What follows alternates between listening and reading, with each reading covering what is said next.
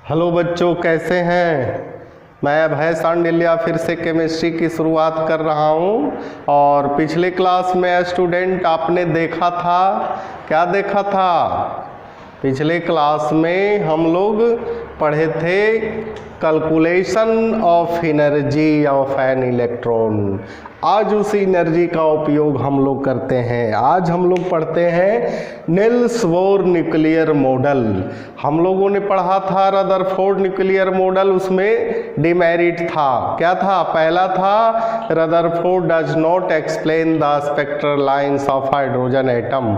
Hydrogen atom के वर्णपट रेखा को इन्होंने एक्सप्लेन नहीं किए थे। और दूसरा डिमेरिट था स्टूडेंट की रदरफोर्ड का न्यूक्लियर मॉडल जो था हाईली अनस्टेबल, बहुत ही अधिक अस्थायी अनस्टेबल था। उन्होंने बताया कि इलेक्ट्रॉन जो है न्यूक्लियस के चारों तरफ सर्कुलर पाथ पर घूमते रहता है। एनर्जी के बारे में उन्होंने किसी प्रकार का कोई कमेंट नहीं किया, जबकि प्रत्येक ऑर्बिट यानी जिस पर इलेक्ट्रॉन मूव करता है, यानी ऑर्बिट का जो एनर्जी होता है वो फिक्स होता है। तो हम लोग देखते हैं कि नील्स बोहर साहब न्यूक्लियर मॉडल को यानी रदरफोर्ड न्यूक्लियर थ्योरी को कैसे इन्होंने बदला। तो ठीक है, लिखिएगा नील्स बोहर, नील्स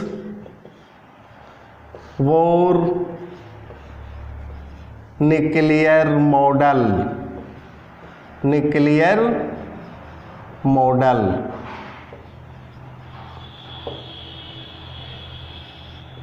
स्टूडेंट ध्यान दीजिएगा, बहुत ही इंटरेस्टेड टॉपिक है और इससे बहुत सारा क्वेश्चन जो है आपका एराइज होगा, बहुत सारे न्यूमेरिकल आपसे बनेंगे, बशर्ते आप पूरी तरह से इस वीडियो को देखेंगे उसके बाद। और कोई भी किताब, कोई भी बुक से आप न्यूमेरिकल बनाएंगे आसानी से बनेंगे। और अगर नहीं बनेगा तो कमेंट में हम तक पहुंचाएं, न्यूमेरिकल अगले क्लास में उसको सॉल्व किया जाएगा। ठीक है, तो हम लोग देखते हैं नील्स बोहर थ्योरी। परमाणु इस प्रकार से होता है और एटम के बीच में क्या होता है? न्यूक्लियस होता है और न्यूक्लियस में प्रोटॉन और न्यूट्रॉन रहता है। प्रोटॉन पर पॉजिटिवली चार्ज होता है और न्यूट्रॉन पर कोई चार्ज नहीं होता है।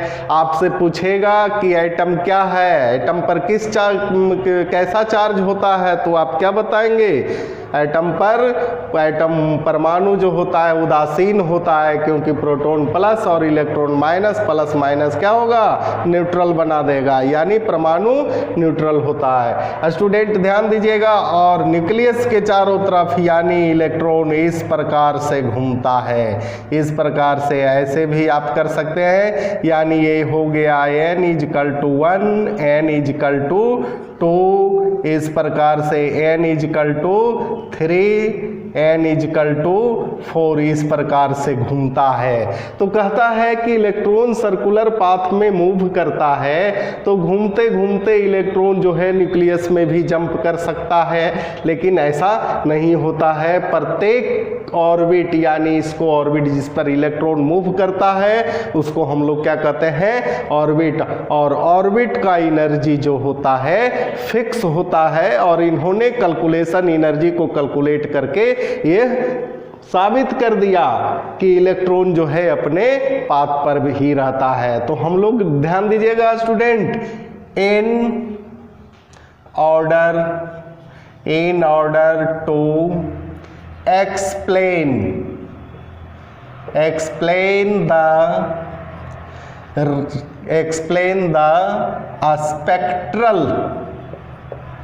spectral lines of hydrogen atom. यानी नील्स बोहर साहब हाइड्रोजन एटम के अगले क्लास में हम लोग स्पेक्ट्रल लाइंस को देखेंगे, अभी हम लोग नील्स बोहर को देखते हैं। तो कहता है spectral lines of hydrogen atom का वर्णन इन्होंने किया। और उसके बाद Niels Bohr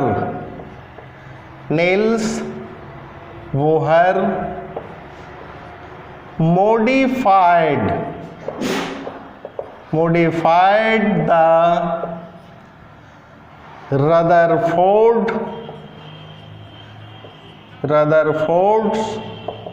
nuclear model, Rutherford nuclear model with the help of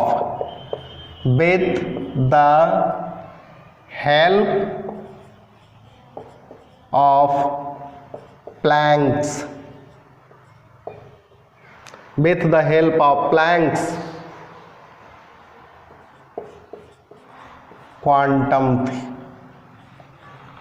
quantum theory। कहता है कि नील्स बोहर साहब सबसे पहले spectral lines of hydrogen atom के पटरेखा का वर्णन किया। उसके बाद नील्स बोहर साहब जो थे modified the Rutherford nuclear model, Rutherford nuclear model में जो डिमेरिट था उसको इन्होंने बदला with the help of Planck's quantum theory की सहायता से। कहता है प्लैंक्स क्वांटम थ्योरी की सहायता से नील्स बोहर साहब जो है न्यूक्लियर मॉडल यानी रदरफोर्ड न्यूक्लियर मॉडल में जो डिमेरिट था उसको उन्होंने दूर किया। तो ध्यान देंगे पहला पॉइंट इन्होंने क्या स्टेटमेंट दिया, तो ध्यान दीजिएगा, an electrons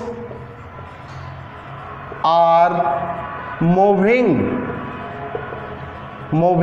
in different circular path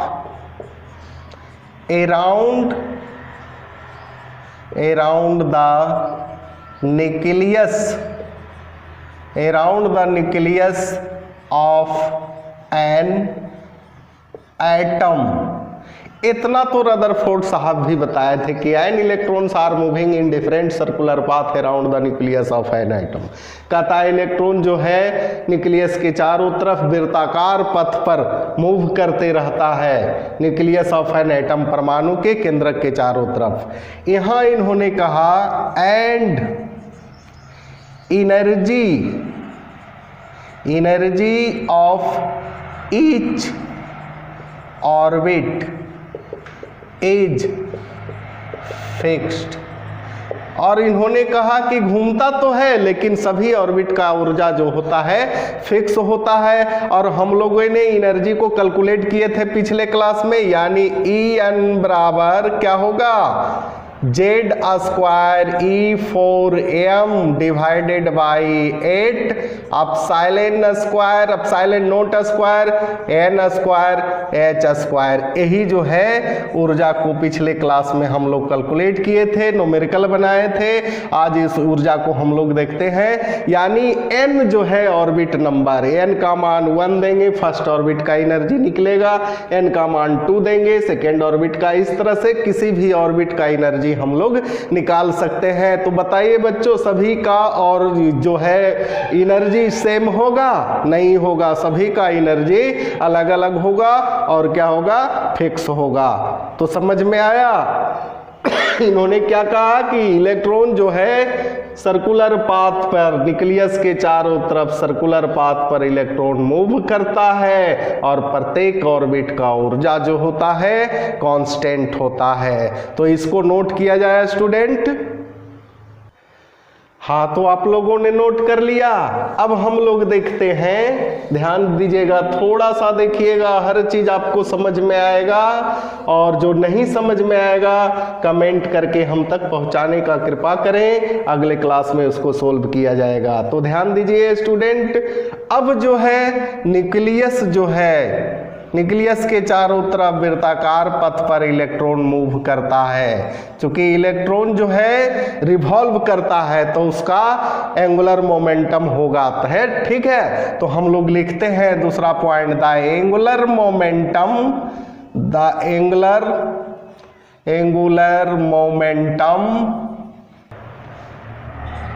of NH by 2 पाई। तो कहता है, मैंने बताया ना कि इलेक्ट्रॉन जो है न्यूक्लियस के चारों तरफ जो है रिवॉल्व करता है तो उसका एंगुलर मोमेंटम होता है, जिसका उपयोग हम लोग पिछले क्लास में कैलकुलेशन ऑफ एनर्जी में किए थे। यानी कोणीय संवेग mvr equal to NH by divided by 2 pi. अगर इधर हम लोग करते हैं M square V square R square N square H square divided by 2 square करेंगे 4 पाई स्क्वायर। यही एंगुलर मोमेंटम का इस्तेमाल बच्चों पिछले क्लास आप लोगों ने देखा होगा कि कैलकुलेशन ऑफ एनर्जी में वी स्क्वायर निकाल करके उसका वैल्यू हम लोग किए थे। ठीक है, तो इसको नोट किया जाए स्टूडेंट। तो आप लोगों ने नोट किया। इसके बाद स्टूडेंट ध्यान दीजिएगा, बहुत ही इंटरेस्टेड है और यहाँ से आपका कैलकुलेशन स्टार्ट होगा, इसलिए बारीकी से एकदम बोर्ड पर नजर रखिए, A to Z समझ में आएगा। अब कहता है कि इलेक्ट्रॉन जो है हायर से लोअर ऑर्बिट में जंप करेगा, यानी हायर ऑर्बिट से लोअर ऑर्बिट में जंप करेगा इलेक्ट्रॉन। तो क्या होगा, तो कहता है कि जब इलेक्ट्रॉन हायर से लोअर ऑर्बिट में जंप करेगा तो लाइट इमिट होगा, यानी ऊर्जा जो होता है रिलीज होगा। ठीक है, लेकिन जब लोअर ऑर्बिट से हायर ऑर्बिट में इलेक्ट्रॉन जाता है तो क्या होता है, ऊर्जा एब्जॉर्ब होता है। तो ध्यान दीजिएगा, हम लोग नोट करेंगे, यानी हायर से लोअर में जाएगा तो लाइट इमिट होगा, और लाइट का मतलब एनर्जी होता है, और लोअर से हायर की ओर जाएगा तो एनर्जी एब्जॉर्ब होगा। तो इसको नोट किया जाए student, N electron can jump, N electron can jump from one orbit to another orbit, however। इसके बाद कहता है कि एन इलेक्ट्रॉन कैन जंप, कहता है कि इलेक्ट्रॉन वन ऑर्बिट से अनदर ऑर्बिट में कूदता है। तो इसके बाद नोट किया जाए, if an electron can jump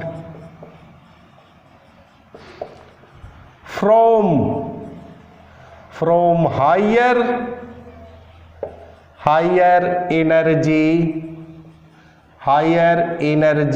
orbit to lower energy orbit. Student ध्यान दीजिएगा, कहता है इलेक्ट्रॉन जब अधिक ऊर्जा वाले ऑर्बिट से कम ऊर्जा वाले ऑर्बिट में इलेक्ट्रॉन का जंप करता है तो कहता है then light is emitted, absorb energy in the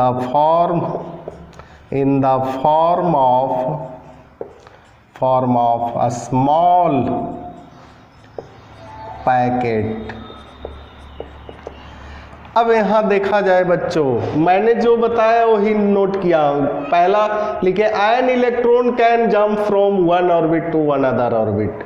तो कहता है कि इलेक्ट्रॉन जब एक ऑर्बिट से दूसरे ऑर्बिट में कूदता है तो क्या होता है, तो इसमें बताया था दो फॉर्म, हायर से लोअर में कूदेगा तो क्या होगा, प्रकाश का उत्सर्जन होगा यानी एनर्जी रिलीज होगा।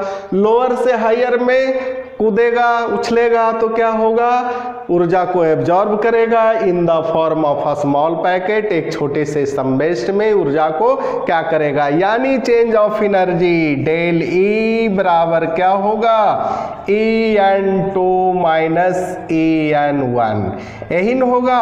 अब हम लोग इसका कैलकुलेशन करेंगे, ठीक है, तो इसको नोट किया जाए स्टूडेंट। हाँ, तो आप लोगों ने नोट कर लिया। अब हम लोग इसका कैलकुलेशन देखते हैं, बहुत ही आसान है, सिर्फ एनर्जी को बैठाना है, ठीक है, ऊर्जा के वैल्यू को बैठाना है। बारीकी से ध्यान दीजिए, हर चीज समझ में आएगा, न्यूमेरिकल भी आपको आसानी से बनेगा, ठीक है। अब यहाँ हम लोग देखते हैं डेल ई यानी चेंज ऑफ एनर्जी बराबर En2 है, तो यहाँ हम लोग लिखेंगे माइनस, चूंकि एनर्जी का कैलकुलेशन पिछले क्लास में मैंने बताया था, minus Z² E4m divided by 8 epsilon naught square N square H square. लेकिन यहाँ देखिए ए जो है 2 है n2 स्क्वायर। अब यहाँ जो है हम लोग यहाँ माइनस देंगे और इसके बाद एनर्जी चूंकि n1 है तो यहाँ देंगे minus Z square E4m divided by 8 epsilon naught square, उसके बाद n1 स्क्वायर एच स्क्वायर।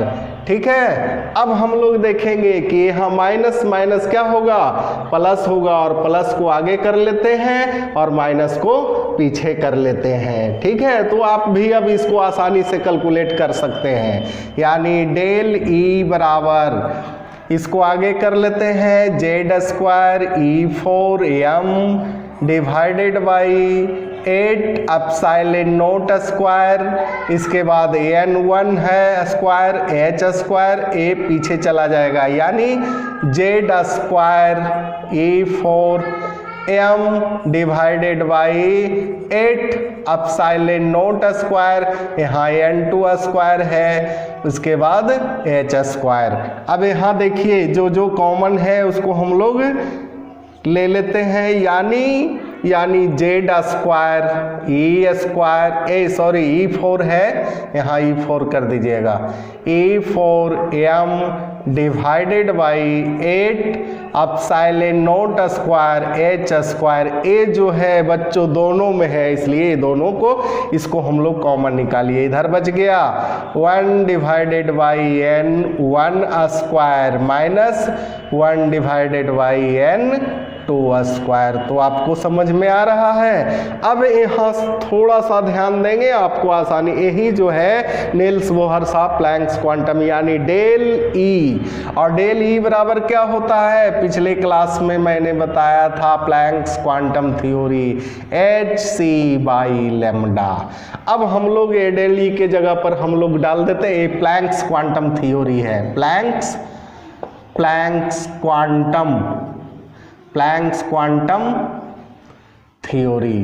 ठीक है, प्लैंक्स क्वांटम थ्योरी। अब यहाँ जो है डेल ई के जगह पर हम लोग बैठा देते हैं hc by lambda equal to Z square E4m divided by 8 epsilon naught H square. इसको लिखेंगे 1 divided by n1 square minus 1 divided by n2 square. तो बच्चों इसको नोट कर लिया जाए। ठीक है, हाँ बच्चों, तो इसको आप लोगों ने नोट कर लिया होगा। ठीक है, अब हम लोग इसको आगे बढ़ाते हैं। अब थोड़ा सा ध्यान देंगे, आपका रिजल्ट आपके सामने होगा। अब देखिए यहाँ से क्रॉस मल्टीप्लिकेशन कर देते हैं, hc को इधर ले चल जाते हैं, यानी यहाँ बचेगा 1 by lambda equal to Z square E4m divided by 8 epsilon naught square, और hc इधर जाएगा तो क्या होगा, HQC होगा कि नहीं, h स्क्वायर है h होगा, और इधर हो जाएगा 1 by n1 square minus 1 by n2 square हो जाएगा। अब जो है हम लोग थोड़ा सा और ध्यान देंगे, यहाँ जो है 1 बाई लेमडा बराबर इतना को जो है रेडबर्ग साहब कैलकुलेट कर दिए, इसलिए इसको रखा गया r।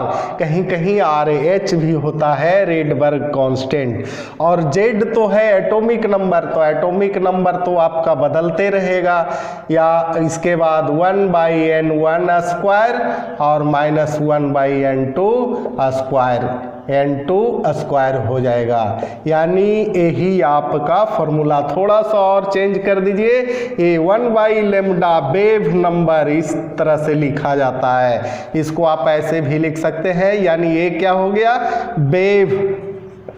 वेव नंबर, तरंग की संख्या, यानी बराबर हो जाएगा r Z square 1/n 1 square minus 1/n2 square. तो आपको समझ में आया, यही आपका क्या है फॉर्मूला है। वेव लेंथ पूछेगा इसका इस्तेमाल कीजिएगा, वेव नंबर पूछेगा तो इसका इस्तेमाल कीजिएगा। और ये जो है R बराबर, इसको नोट कर लिया जाए,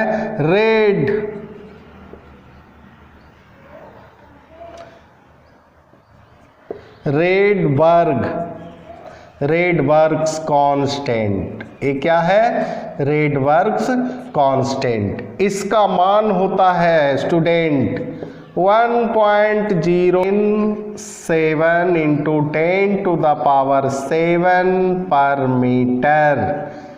यही इसका रेडबर्ग कांस्टेंट का वैल्यू आया। कहीं भी न्यूमेरिकल पूछेगा इसका वैल्यू आप बैठा देंगे। फर्स्ट ऑर्बिट से हायर ऑर्बिट ए हो जाएगा, n2 लोअर ऑर्बिट n1। कोई भी मान लिया 5 ऑर्बिट से 3 ऑर्बिट, तो ये लोअर है और ये हायर है। और कहता है कि रेडबर्ग कांस्टेंट जो है it is not universal constant. ये जो है यूनिवर्सल कांस्टेंट नहीं है बच्चों, ये फिक्स है ना। यहाँ लिख देते हैं इट विल वैरीज विथ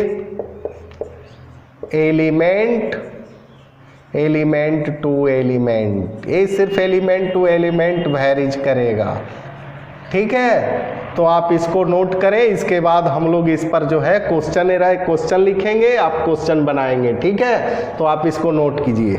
आप लोगों ने लिख लिया होगा स्टूडेंट इसको। अब हम लोग न्यूमेरिकल बनाते हैं, ठीक है। तो लिखा जाए क्वेश्चन लिखा जाए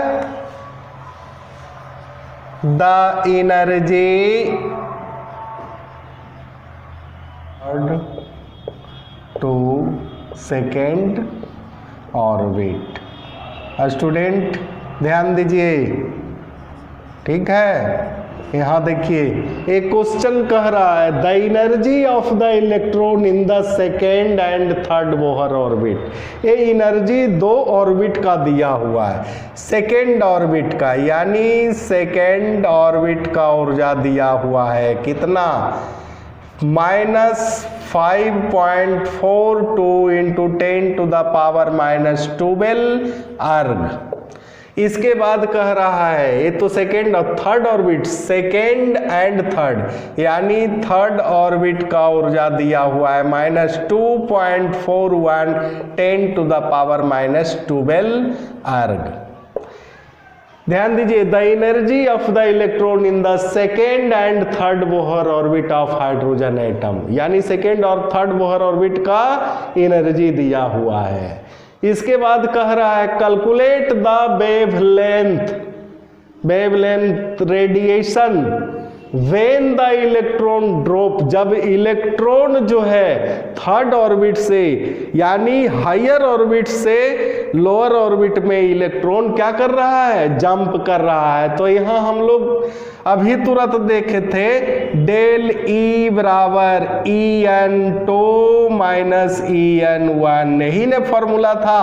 अब हम लोग डेल ई को पहले निकाल लेते हैं, यानी डेल ई बराबर हो जाएगा, हायर ऑर्बिट कौन है? ए है हायर, चूंकि थर्ड ऑर्बिट से सेकेंड में जा रहा है तो हायर, यानी -2.41 इंटू 10⁻⁻12 अर्ग। अब जो है यहाँ माइनस है और इस ऊर्जा का भी वैल्यू जो है सेकेंड एनर्जी, सेकेंड ऑर्बिट का ऊर्जा भी माइनस में, -5.42 इंटू 10⁻⁻12। अब देखिए ए माइनस और माइनस क्या होगा? प्लस हो जाएगा, यानी डेल ई बराबर प्लस को आगे कर लेते हैं 5.42 इंटू 10⁻⁻12 और ये माइनस पीछे चला जाएगा 2.41 इंटू 10⁻⁻12। अब देखिए इसमें जो है 5.42 ये 10 टू द पावर -12 है, इसको कॉमन निकाल लेते हैं और इसको कर देते हैं 5.42 - 2.41, ठीक है। इसको घटाइएगा तो ये आ जाएगा 5 में से 2 गया यानी 3.42 है, 41 है यानी 3.01 इंटू 10 टू द पावर -12 अर्ग आ गया, यानी डेली आपका निकल गया। अब यहाँ देखिए प्लैंक्स क्वांटम थ्योरी में डेल ई बराबर क्या होता है, hc/λ होता है कि नहीं। यहाँ एनर्जी दिया हुआ है 3.01 into 10 to the power -12। H का वैल्यू लिखिए 6.6 into 10 to the power -27 erg. C speed of light, speed of light क्या होता है 3 into 10 to the power 10 cm, चूंकि अर्ग में है तो सेंटीमीटर और लेमडा को निकालना है। अब यहाँ लेमडा को इधर कर लीजिए, लेमडा बराबर 6.6 into 10 to the power -27 into 3 into 10 to the power 10 divided by 3.01 into 10 to the power -12। अब यहाँ देखिए स्टूडेंट, ये 3 से तो 3 कैंसिल हो जाएगा, -12 ऊपर जाएगा तो माइनस से क्या होगा, प्लस होगा, यानी लेमडा बराबर 6.6 इंटू 10 टू द पावर -12 ऊपर जाएगा प्लस होगा, यानी +10 और +12 22 हो जाएगा। -27 में +22 जाएगा, क्या बचेगा 10 टू द पावर -5। यही आपका क्या हुआ, आंसर हुआ। तो आपको समझ में आया, ये समझ में आया स्टूडेंट। इसी तरह से बहुत सारे क्वेश्चन एराइज होंगे और अगले क्लास बहुत सारा क्वेश्चन हम लोग लेकर के आएंगे, इसलिए वीडियो आप देखते रहिएगा और जो भी प्रॉब्लम होगा हम तक पहुंचाने का कृपा करें। इसी के साथ धन्यवाद।